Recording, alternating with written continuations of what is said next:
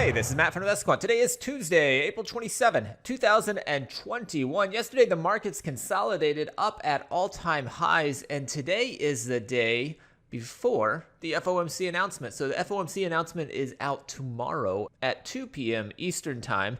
And today being the day before that, I figured we would take a look at what has happened historically on this day when we're in a bull market and we are trading higher as we approach the open, since that's what we're doing right now. So let me go ahead and set that up in Discover. Looking at all four instruments, the setup's based upon entering the market long at the open of regular trading hours, which is 9:30 a.m. Eastern Time, and the exit is set to the close of regular trading hours, which is 4:15 p.m. Eastern Time.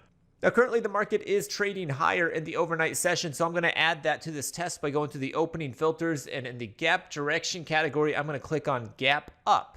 Next, I'm going to go into the indicator section, put us in a bull market environment. The 10 and the 200 are moving averages that we closed above yesterday. So being above both of those, that's a generally bullish market environment. And then I'm going to go into the market events category.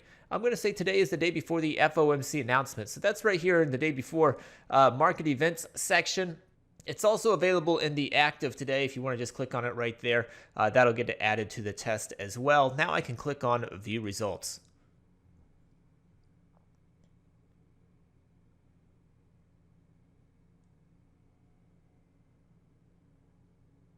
And here we go. These are the results of going long on the day before the FOMC announcement when you gap up and you're in a bullish market environment. So historically, we've got 35 samples of the S&P on this date.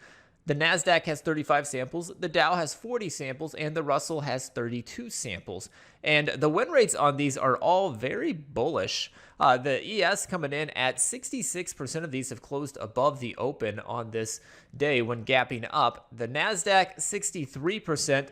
The Dow, 80% of those 40 samples. You can see the Dow on that green equity curve there on the chart, quite strong. Not sure why that one is so much stronger than the others, but that is extremely strong there. For 40 samples, 80% win rate, that is about as good as you'll see it with that many samples. And then the Russell, 32 samples and 59% win rate. So all of those favoring the long side historically, at least a little bit. Russell being the weakest at 59%, but S&P, NASDAQ both in the 60s, and then Dow up at 80%. Now the average win, average loss on these, very similar in size for the S&P. The average loss is larger than the average win on the NASDAQ.